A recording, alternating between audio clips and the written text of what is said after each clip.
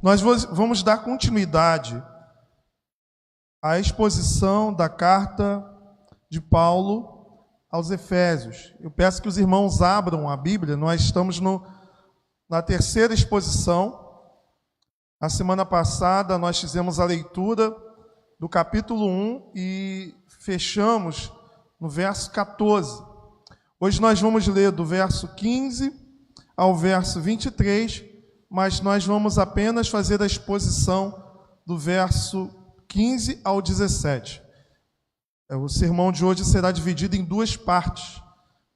Nós terminaremos na próxima semana a exposição do capítulo 1. Diz assim um texto da palavra de Deus.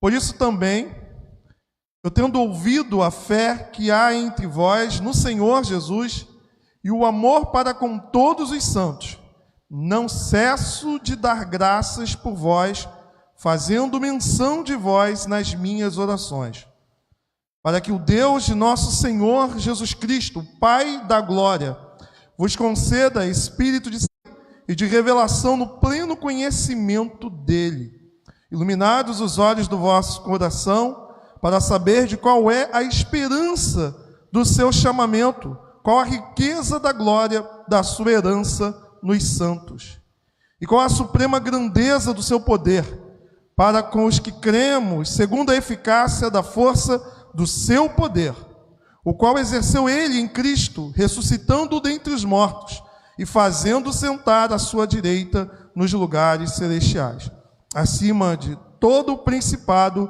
e potestade, e poder e domínio, e de todo nome que se possa referir, não só presente século, mas também no vindouro. E pôs todas as coisas debaixo dos pés, e para ser o cabeça sobre todas as coisas o deu à igreja, o qual é o corpo, a plenitude daquele que a tudo enche em todas as coisas. Palavra do Senhor, lâmpada para os meus pés é a tua palavra e luz. Meus queridos irmãos, um escritor chamado N.T. Wright, ele vai contar que, certa feita, um amigo o convidou para ver um telescópio que ele comprou novo. E, observando no mar, N.T. Wright ele disse que estava com os seus binóculos e tudo que ele conseguia ver era apenas duas embarcações. Mas quando ele teve a oportunidade de olhar pelo telescópio do amigo, ele ficou surpreendido com tantas informações que ele pôde ali então ver. Não apenas as duas pequenas embarcações, mas ele também viu um transatlântico, vários navios próximos. Ele conseguiu ver pessoas transitando. E ele disse o seguinte, que o telescópio tinha o estranho poder de fazer coisas aparecerem do nada. É interessante que a palavra poder, que nós vamos mencionar aqui um pouco mais à frente, aparece várias vezes no texto que nós acabamos de ler. O texto fala sobre oração, mas antes vamos novamente fazer uma breve, mas breve mesmo, recapitulação de tudo aquilo que nós já falamos desde o primeiro encontro. Nós iniciamos aqui falando sobre a autoria da carta, que é de Paulo. Vimos que Paulo ele é apóstolo pela vontade do Senhor e não por vontade própria ou por vontade da instituição. Nós vimos também que o apóstolo, lá no capítulo 1, ainda no verso 1, ele destina a carta aos santos que vivem em Éfeso. E aprendemos aqui que muitos comentaristas acreditam que essa carta era uma carta circular, uma carta que fora destinada a várias igrejas da Ásia Menor, porque os manuscritos mais antigos não aparecem a palavra em Éfeso. Isso nos faz pensar que as igrejas, quando liam a carta, elas colocavam o nome da igreja local como sendo a destinatária dessa epístola. Vimos então aqui que Paulo fala aos santos, E essa expressão fala daqueles que foram separados por Cristo para compor a igreja. E aqui então no primeiro encontro nós falamos de aspectos da igreja do Senhor, que a igreja do Senhor é uma igreja local, ela está em um determinado lugar, ela está situada no tempo e no espaço, e ela foi colocada ali por Deus para servir a comunidade local. Portanto, nós vimos aqui que não há espaço para a crença de que eu sozinho sou igreja e que não preciso congregar. Porque é na comunhão dos santos que nós vemos a palavra sendo pregada, os sacramentos sendo ministrados e a igreja sendo assim, então, edificada como corpo de Cristo. Vimos também no verso 2, né, ou melhor, no verso 3, que a comunidade, ela não é apenas local, mas que a igreja, ela é católica, ela é universal, porque ela é composta de pessoas de todas as tribos, povos, raças e nações, e não apenas de uma localidade. Vimos assim também que no verso 3, que a igreja, ela já é abençoada, né, com toda sorte de bênçãos, né, bênção espiritual nas regiões celestiais. Portanto, vimos que a igreja ela já tem todos os recursos necessários para cumprir a sua missão no lugar onde ela foi plantada. Portanto, a igreja ela pode ser simples, ela pode ser frágil, ela pode não ter muito poder aquisitivo, mas ela tem tudo aquilo que ela precisa vindo da parte do Senhor para cumprir a sua missão e a sua vocação. Vimos que o fato dela estar localizada em Éfeso era uma cidade com seus próprios desafios, uma cidade importante, uma cidade comercial, uma cidade de importância política, uma cidade também de importância religiosa, num contexto em que havia o culto a uma deusa chamada Diana ou Artemis, a deusa da fertilidade, em que o culto a ela era prestado de uma maneira de prostituição. Havia as sacerdotisas de Diana que se prostituíam em adoração a essa deusa. Portanto, a igreja estava localizada num lugar onde havia muito poder das trevas envolvido. Havia não somente a questão do poder social, do poder político que aquela comunidade, né, aquele local tinha, mas também era uma região, na linguagem popular, né, espiritualmente o quê?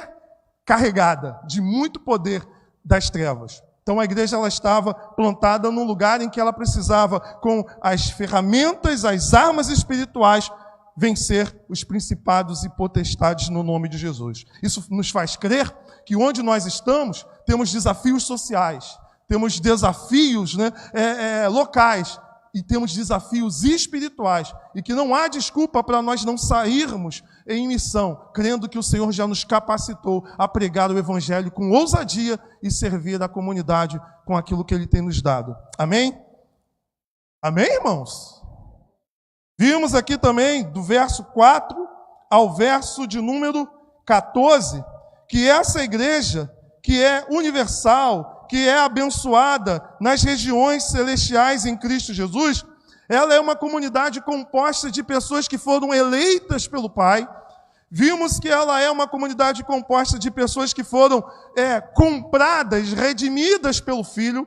E vimos que ela é uma comunidade cujo aquilo que Cristo fez há mais de 2000 anos atrás chegou a cada um de nós por meio da ação do Espírito Santo. Portanto, a Santíssima Trindade, ela está completamente envolvida na salvação dos crentes. É o que está do verso 4 ao verso 14. O Pai nos elegeu, o Filho morreu por nós e o Espírito, no verso 13 e 14, aplicou em nós a obra de Cristo. Isso também nos faz entender, na semana passada nós batemos bastante nessa tecla, né, de que quando nós ouvimos a palavra da verdade, quando nós ouvimos o evangelho da salvação, nós fomos selados, nós fomos então certificados, nós fomos, na verdade, marcados com o Espírito Santo, sendo ele o selo que nos dá a garantia da salvação. E vimos aqui diversos aspectos sobre o que significa selo naquela época. Selo significa guardado, selo significava que alguma coisa ela estava debaixo do poder daquele que selou, garantia. E vimos também, no verso de número 14, que o Espírito Santo nos é dado como penhor. O que era penhor? Uma linguagem comercial, uma linguagem que denota que a pessoa, quando ela recebe um penhor, ela recebe a garantia de que aquela transação ela vai ser cumprida. Então, quando nós abraçamos a fé, o Espírito Santo nos é dado como selo, ou seja, somos invioláveis, nós estamos guardados, nós estamos protegidos, nós estamos autenticados, nós estamos certificados pelo próprio Espírito Santo de Deus, mas não apenas isso, Deus coloca em nós o Espírito Santo como garantia de que a promessa que Ele fez, de que vai nos salvar, Ele é fiel para cumprir. Glória a Deus. E aí nós vamos para o verso 15, que é o texto de hoje, que vai nos dizer: por isso também eu, tendo ouvido a fé que há entre vós. Então Paulo, motivado pelas informações que ele tinha acerca desses irmãos que ouviram o Evangelho, que são eleitos, que são redimidos, que estão certificados pelo Espírito Santo, Paulo ouviu da fé desses irmãos. E aí Paulo vai dizer, a fé que há entre vós no Senhor Jesus e o amor para com todos os santos. Não cesso, e aqui entra então um ponto da nossa mensagem, que é a oração do apóstolo Paulo, O tema da nossa mensagem é a oração do apóstolo Paulo. Nós vamos aqui extrair algumas informações sobre a oração do apóstolo Paulo, não apenas hoje, mas também na próxima semana. E ele vai dizer, não cesso de dar graças. Então Paulo aqui apresenta, ele agradece a Deus pelos irmãos, a oração de gratidão a Deus. Depois ele diz que faz menção a essa igreja, ele faz menção desses irmãos em suas orações. Então Paulo, ele se apresenta a Deus agradecendo por essa comunidade, e não apenas isso, ele apresenta essa comunidade em suas orações. E qual é o conteúdo da mensagem de Paulo? Qual é o teor da oração de Paulo? Ele vai dizer, para que Deus, de nosso Senhor Jesus Cristo, o Pai da glória, vos conceda carro, vos conceda casa própria, vos conceda casamento. É isso que está escrito? Não. Não cesso de dar graças por vós, fazendo menção de vós nas minhas orações, para que Deus de nosso Senhor Jesus Cristo, o Pai da glória, vos conceda o quê? Espírito de sabedoria e de revelação no pleno conhecimento dele. E aí nós vamos analisar então aqui, hoje o sermão vai ser o sermão de um ponto só, Sermão de um ponto só. Mas vamos observar, não significa que vai ser rápido, porque tem 1.1, 1.2, 1.3.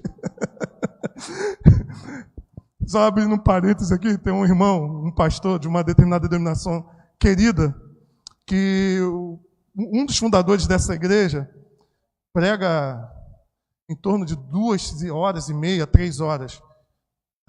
E aí teve um evento que o pastor falou assim, hoje a pregação nós vamos ter apenas 3 pontos aos irmãos. 3 pontos, vamos considerar que cada ponto leva meia hora, então acho que hoje a pregação deve durar 1h20 e pouco, 1h30 e tal.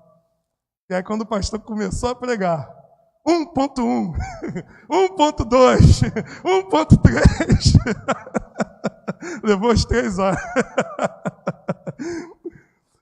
Irmãos, então, ponto aqui nosso de hoje é a oração, é o meio, a oração de Paulo, a oração que Paulo fez, ele ora como um meio de nós conhecermos a Deus. A oração de Paulo é o meio pela qual nós conhecemos mais a Deus, a oração que ele fez, e é o que está no verso 16 e no verso 17.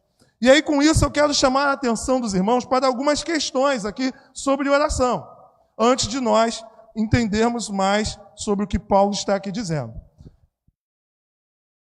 Nós temos um problema muito sério de trazer para o meio evangélico práticas que não são cristãs acerca da oração. Deixa eu dar um exemplo. A maioria das religiões, as pessoas elas entendem que oração, que rezar, e deixa eu quebrar aqui um preconceito que evangélico tem bobo, Rezar e orar é a mesma coisa, tá? É sinônimo. Então, às vezes a gente fala, não, crente não reza, crente só ora. É tudo a mesma coisa. Isso aí só está na linguagem popular de crente. que na verdade rezar e orar significa a mesma coisa. Heresia.com, né? Mas pode consultar. A gente tem uma mania de achar que a oração ela é uma varinha mágica para resolver problemas. Então, muita gente, às vezes, está passando por lutas e desafios na vida pessoal. Aí a pessoa, poxa, eu vou ali naquela irmãzinha que ora, eu vou ali naquele... Né? Na minha época, quando eu era mais novo, eu acho que aqui muita gente mais antiga deve lembrar, havia muitas benzedeiras, lembra disso? Muita gente lá que fazia aquelas orações lá com um monte de coisa ali. Então as pessoas têm essa visão de que nós vamos chegar em um determinado lugar e a pessoa vai rezar, vai dar passe, vai orar, seja lá o termo que você queira usar, para resolver problemas imediatistas. Então muitas pessoas se achegam a uma religião, a uma igreja, pensando exatamente em obter respostas rápidas para problemas que ela está passando ali naquele momento. E é por isso que muita gente faz campanha. A pessoa está com um problema na família, e aí vai fazendo campanha, faz campanha, 7 dias, e ora, e se não acontece nada, essa igreja aqui é fraquinha, né? E eu já vi gente falando isso. Aí vai lá para uma outra igreja que é mais forte, né? Ali realmente o negócio acontece. Algumas pessoas às vezes conseguem obter a graça que ela quer, e outras não recebem nada, ficam frustrados e se tornam apáticos ao Evangelho, porque aprenderam que oração é algo que você faz para obter respostas rápidas como um gênio da lâmpada mágica. Hoje pela manhã, eu estava com a classe de jovens, e até cadê o Celcinho? Está aí? Não, né? Já desceu. Eu estava até falando com o diácono Celcinho, sabe, porque ele militar de marinha, né? Eu falei que geralmente... tem aqui também o outro marinheiro, o Vitor. Quando fui fazer um curso, né, tinha lá uma frase que a gente usava muito na área de história, né, que é o lema de escola de Sagres, né? Navegar é preciso, viver não é preciso. Lembra dessa frase? Né? Navegar é preciso, né? Viver não é preciso. E geralmente o professor usa essa frase no intuito de provocar uma reflexão sobre o significado dessa frase. O que significa isso? Navegar é preciso, viver não é preciso. E aí eu fiquei pensando, na época que o professor deu aula, quase ninguém conseguiu decifrar o significado, mas o significado é simples, né? É porque geralmente quando nós olhamos a frase preciso, nós pensamos em preciso de necessidade, né? Sinônimo de necessidade. Como se navegar é necessário, viver, né? Alguma coisa desse tipo, né? Mas, na verdade, não. A palavra precisa ali é de precisão, né? Então, navegar é preciso, tem precisão, tem regra, é metódico, é sistemático. A vida não. A vida não é. A vida a vida nunca é matemática. Nós não vamos fazer da vida uma matemática do tipo, aquela mensagem que diz assim, 4 passos para você ser um homem vitorioso. Ou 3 segredos para ser uma mulher, né, vitoriosa. 10 passos para a prosperidade. Esse tipo de coisa que aí você vai lá achando que é receita de bolo, e você aplica, aí de repente alguém consegue, aí dá testemunho, mas e aqueles que fizeram os 10 passos, os 3, os 7, e não conseguiram nada? A vida ela não é precisa, nós não temos certeza do amanhã, nós não sabemos o que vai ser daqui a pouco. Você pode fazer aquilo que talvez você planejou, aquilo que você tentou ali, de acordo com alguns conselhos, para poder dar certo, e eu posso te falar, você pode fazer tudo certinho e no final as coisas derem o quê? Infelizmente, no início do Evangelho, quando eu abracei o Evangelho, me ensinaram o Evangelho assim, pragmático, certinho, receita de bolo. E quando as coisas não deram da maneira como eu acreditava que daria, porque eu fiz a minha parte, aí Deus se torna obrigado a fazer a dele, né? Eu fiquei muito frustrado, meu irmão. E a minha frustração não foi só com a minha vida em si, mas você começa a entrar em crise com Deus. Porque te ensinaram um Deus assim. E aí eu vou deixar para você um exercício de casa. Não tem aquela música Aquarela? Música até infantil. Na semana que vem a gente volta a falar um pouquinho sobre ela, mas veja a segunda parte dela. É uma música muito bonita, né? Mas leia, perceba, preste atenção na segunda parte da letra dessa música. Vai falar um pouquinho sobre essa questão da vida em si, do futuro. Por que eu estou dizendo isso? Porque muitas das vezes nós nos tornamos evangélicos, mas com práticas ou concepções, melhor assim dizendo, não evangélicas acerca da oração. E aí a gente precisa primeiramente mostrar 3 coisas em relação à oração que, antes de você continuar prestando atenção na mensagem, você precisa ouvir isso. Existem orações que o Senhor não responde. Existem orações que o Senhor não responde. E a própria Bíblia vai nos dizer. Em que condição que Ele não responde? Quando existe pecado que não é confessado. Você estiver em pecado, esse pecado não é confessado, Deus não ouve suas orações.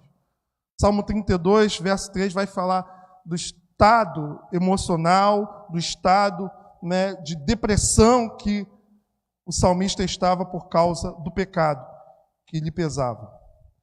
Um outro tipo de oração que Deus não responde está lá em Tiago 4:3, quando você pede alguma coisa para o quê? Proveito próprio, para deleite. Orações que não visam a glória de Deus. E um terceiro ponto, que você vai ver em 1 João 5,14, ele vai dizer que se você orar conforme o quê? A vontade dele. Então não adianta, Deus não vai ouvir oração. Se você estiver em pecado e não confessar, Ele não ouve a tua oração. Se você não orar conforme a vontade dele, Ele não ouve a sua oração. E se você ora de forma egoísta, só para poder ter benefício, Ele também não ouve. Dito estas coisas, a gente analisa um pouco aqui, agora, a fala do apóstolo Paulo. Nós precisamos entender que, para orarmos conforme a Bíblia, nós precisamos aprender a ouvir o Senhor, ouvir a voz de Deus, para orar de acordo com a vontade dEle. Irmãos, nós estamos numa sociedade que está mergulhada em éticas antropocêntricas, em valores centrados no homem, em valores em que nós pensamos Deus e pensamos a nossa espiritualidade a partir não de Deus, não da sua palavra, mas a partir do homem, dos valores centrados no homem. Como eu já disse aqui algumas vezes para os irmãos, a sociedade que nós vivemos é uma sociedade mergulhada no hedonismo. Ou seja, o sentimento como fator determinante. Portanto, você vai encontrar nessa sociedade pessoas que vivem para satisfazer aquilo que lhe dá prazer. Então as pessoas, elas pensam sempre assim, o importante é ser o quê? Pode falar, o importante é ser feliz. E nem sempre o ser feliz, para muitas pessoas, tem a ver com o quê? Com a vontade de Deus. A questão da felicidade, por exemplo, é uma questão extremamente, hoje, subjetiva. Porque muitas das vezes aquilo que te faz feliz, porque você já está com o coração, com a mente, com a alma completamente manchada pelo pecado, valores adoecidos, muitas das vezes aquilo que te faz feliz é contrário à vontade do Senhor. E aí você não pode pensar a vida a partir simplesmente do prazer que as coisas te proporcionam. Pois você pode estar enganado acerca de algumas coisas que você abraça, que você quer, que você pede, que você ora. A sociedade que nós vivemos é uma sociedade extremamente imediatista, pragmática. As pessoas estão atrás daquilo que dá resposta rápida para necessidades e demandas rápidas da nossa experiência cotidiana. Então as pessoas, elas vão para a igreja atrás de respostas rápidas. Olha, minha mulher saiu de casa, eu vou lá para o pastor orar para ver se ela volta. Eu estou desempregado, eu vou lá fazer a campanha para poder abrir uma porta de emprego. Aí o emprego vem, a mulher volta. Muitas das vezes o que essa pessoa faz? vai para o inferno casado. Vai para o inferno com a carteira assinada. Porque para aí. Eu não estou dizendo que Deus não pode, que Deus não abençoa, que Deus não abre porta, mas as motivações que as pessoas têm geralmente são essas. Elas estão atrás de coisas que vão falar para a vida presente e não para a eternidade.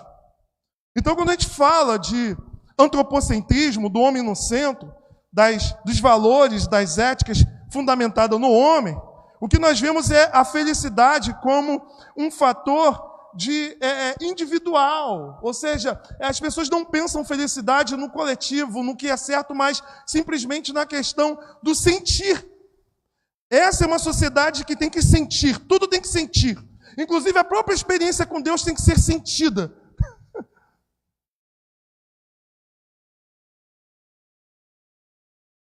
Meu irmão, nós somos seres completamente sensíveis à música, ao ambiente. E você pode estar exatamente no lugar errado, cantando algo errado, pedindo coisa errada, e estar sentindo. E achar que por causa que você se emocionou, chorou, sentiu, Deus estava ali presente, respondendo a tua oração. Não se iluda com o sentir. Uma sociedade materialista, que as pessoas estão atrás do ter e não do ser.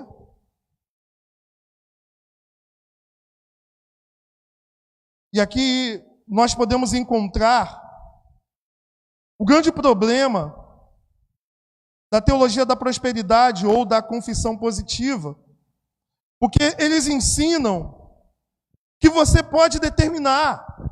Eles ensinam que você precisa fazer uma campanha para ser vitorioso. E parece que o homem, ele cria uma agenda para Deus.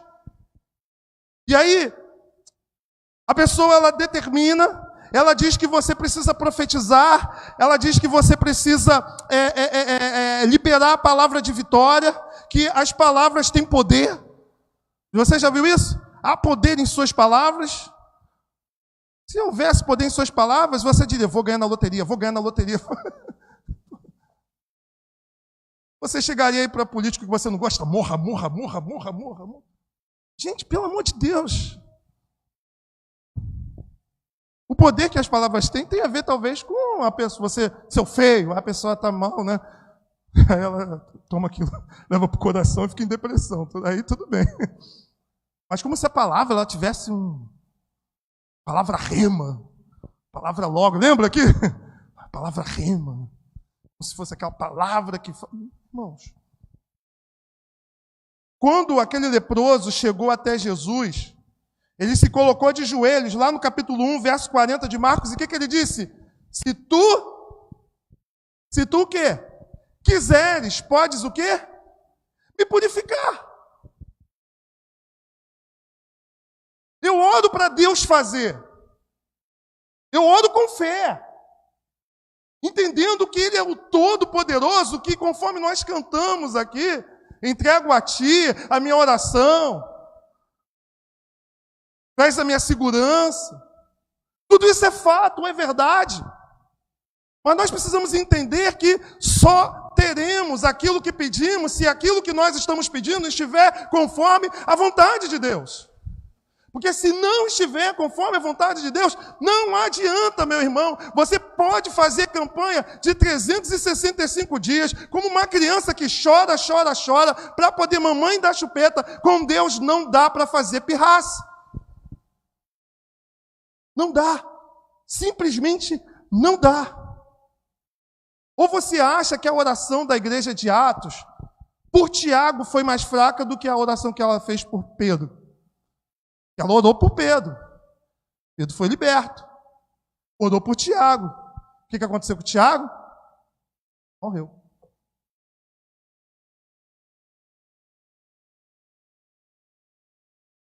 Então, antes de orar, você precisa ter compreensão do Deus para quem você está orando. A Bíblia fala dos atributos de Deus. Isso não pode fugir da tua mente. Antes de orar, entenda que Deus é onipotente, Ele tem todo o poder. Ele é onipresente, Ele está presente em todo lugar. Ele é onisciente, Ele conhece seus pensamentos, Ele conhece as suas intenções, Ele conhece tudo. E Ele também, conforme Tiago vai dizer, Ele é imutável. Toda boa dádiva e todo dom perfeito são lá do alto, descendo do Pai das luzes, em que não pode existir o quê? Variação. Deus não muda. Ou você acha que você pode botar Deus na parede e falar assim, Senhor, eu tenho um plano melhor para a minha vida. Ó, Senhor, me dá aquela pessoa que eu acho que ela é melhor do que aquela que você quer me dar. Ah, pastor, mas então para que a gente ora? Vamos ver para que a gente ora.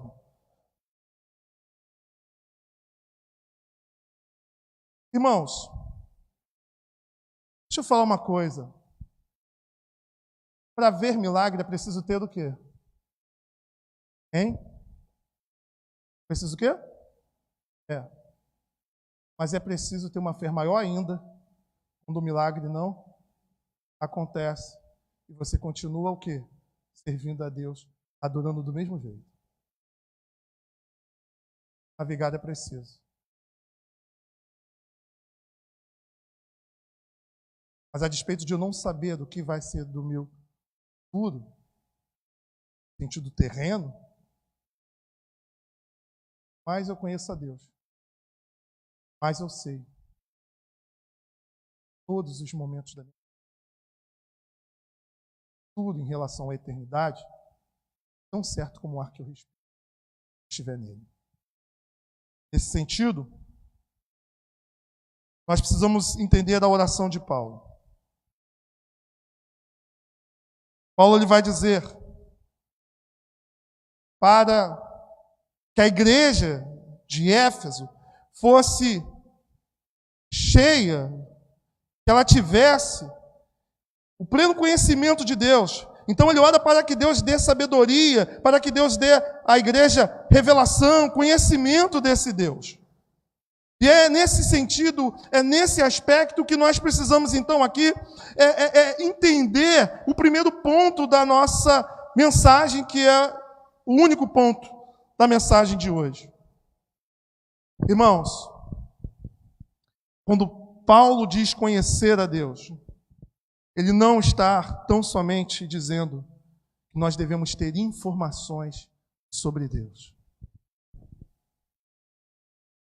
Nós temos informações sobre as pessoas. Você conhece um artista no sentido de ter informação sobre ele. Mas dizer, eu conheço de intimidade, tomar café, conversar coisas particulares, é desse tipo de conhecimento que Paulo está dizendo.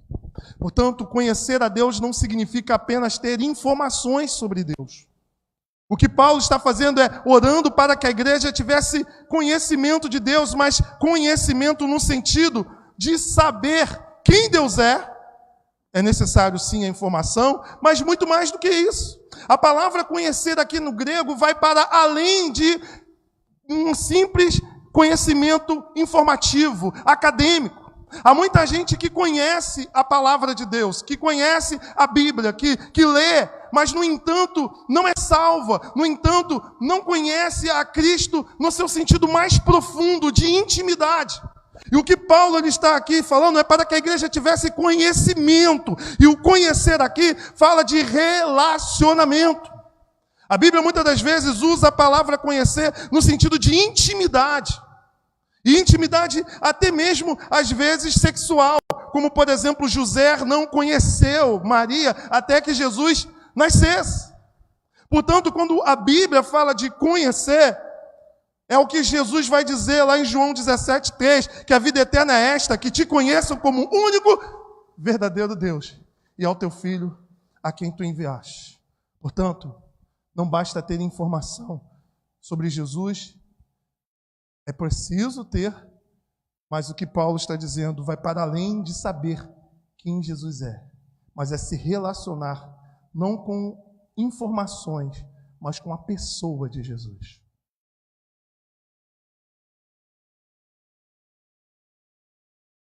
E aí sim, para que a gente ora então? O Dr. Russell Shedd vai dizer que a oração tem mais a ver com mudar o nosso coração do que as circunstâncias pelas quais nós estamos orando. Como assim? Quando eu oro, o objetivo central da oração não é mudar as coisas, mas é o quê? Me mudar. Porque quando eu oro, eu estou me relacionando com uma pessoa. E uma pessoa que se revela, uma pessoa que fala, uma pessoa com quem eu desenvolvo o quê? Intimidade. E à medida que nós entendemos, conhecemos, nós começamos a orar conforme a vontade, porque o próprio Jesus, no relacionamento com Ele, Ele expressa a vontade dEle para nós. Não foi isso que aconteceu com Paulo? Eu orei 3 vezes, Deus falou que não ia me dar, eu entendi o recado. A graça me basta. Então nós precisamos conhecer a pessoa de Jesus, nos relacionarmos com a pessoa de Jesus e entender que as orações, elas vão mexer comigo. No lecionário, hoje o sermão seria Jesus acalma a tempestade. E eu posso fazer aqui um link com isso. A gente até cantou aqui, né? Sossegai. Mais do que acalmar as agitações do mundo, que escatologicamente falando vai só piorar mesmo, Deus quer sossegar a nosso ser, o nosso interior. Porque existem momentos na vida, meu irmão, que você vai orar e Deus não vai tirar o problema. Você vai ter que aprender a lidar com ele. Você vai ter que aprender a viver com ele. E o ser feliz não vai poder estar condicionado à circunstância. Mas o modo como você vive a sua vida, se relaciona com Deus nas mais diferentes circunstâncias que a vida te coloca.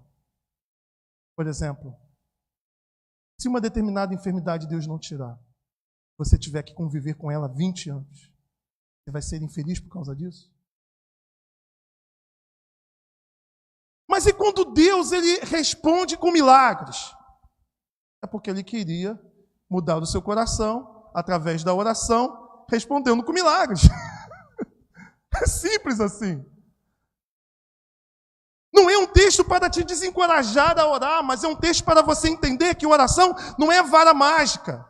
Oração é relacionamento, e no relacionamento com Deus, nós temos o nosso coração mudado. Nós oramos para Deus mudar, para Deus curar, para Deus abrir portas. Sim, oramos com fé.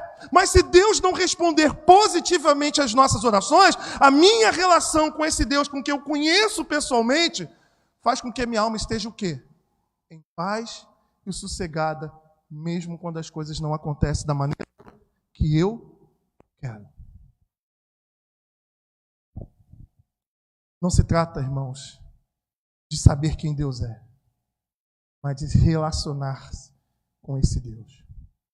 Por exemplo, Tiago vai dizer assim, ou melhor, uma pessoa falando de Tiago, comenta da seguinte maneira, Jonathan Edwards: quantos gostariam de ter uma perfeita teologia? Ou seja, existem várias teologias, né? Teologia católica, teologia protestante, arminiana, calvinista, e tem tudo. Ninguém está plenamente certo, isso é fato. Mas uma pergunta que eu faço é, quantos que gostariam de ter aquela teologia mais próxima da verdade? Levanta a mão. Também. Quantos que gostariam de ter aquele tipo de oração que você faz e ela é respondida assim imediatamente? Pode levantar a mão, eu gostaria também. Quantos que gostariam de estar na presença de Deus e tremer na presença dele? Amém? Mas sabe o que Jonathan Edwards vai dizer, falando base em Tiago? Quando nós alcançarmos esse nível, a nossa fé, a nossa experiência não será maior do que a dos demônios. Os demônios têm uma boa teologia. Foram os primeiros a reconhecer que Jesus era o Filho de Deus. Os demônios demônios fizeram uma oração e Jesus respondeu rápido: me lance nos porcos.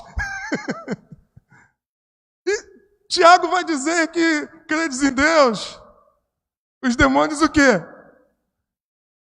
Creem também e tremem. Pode fazer, meu irmão.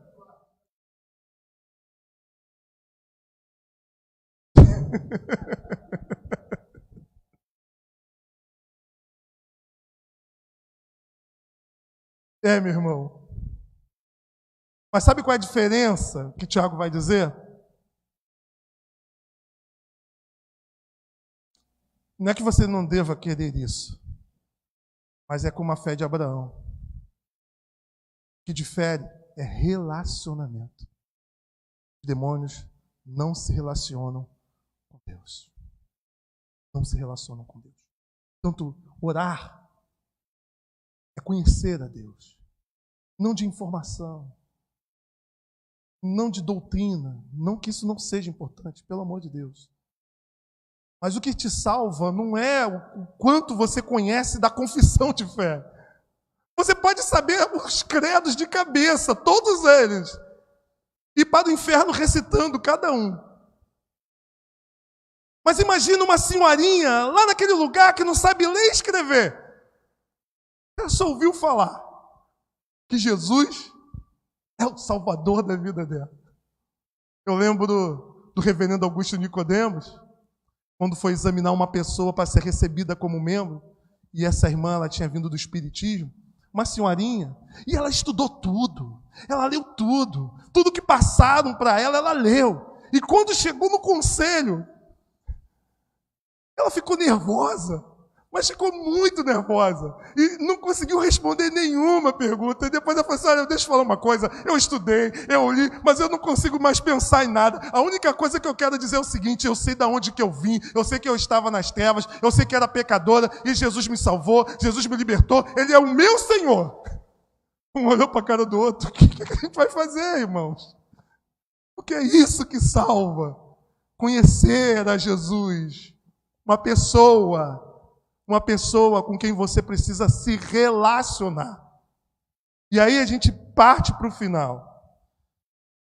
Nós podemos conhecer a Cristo pessoalmente, o que está em João 17:3. Conhecer Jesus pessoalmente é conhecer a salvação. Sem o conhecimento pessoal de Jesus, você não tem como ser salvo. Segundo, esse conhecimento ele não é estático, mas ele é progressivo. Você pode conhecer, mas o teu conhecimento ele aumenta na caminhada. É como um relacionamento. Você se casa hoje, você vai conhecendo, você morre sem conhecer tudo do outro. É mentira ou verdade, os casados? Verdade? E você acha que quando você recebe Cristo como seu Senhor, você já conhece tudo no dia em que você entra no relacionamento com Jesus? Não. Tanto Oséias vai dizer. O que Oséias disse? Conheçamos e... Isso significa o quê?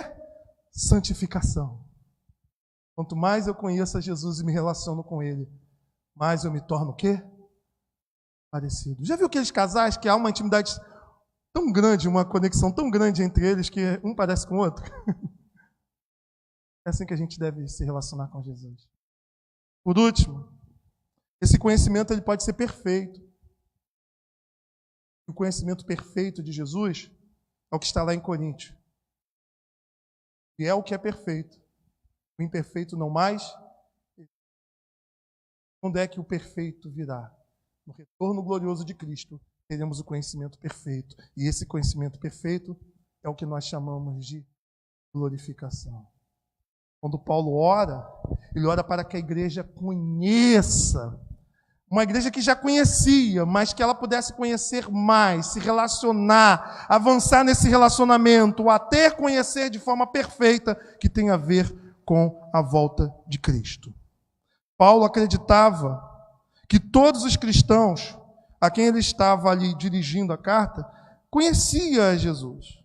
Mas ele orava, porque o conhecimento de Jesus não é algo mágico, automático. Ele orava para que o dom da sabedoria e da revelação pudesse fazer com que essas pessoas se relacionassem de forma mais profunda, para enxergar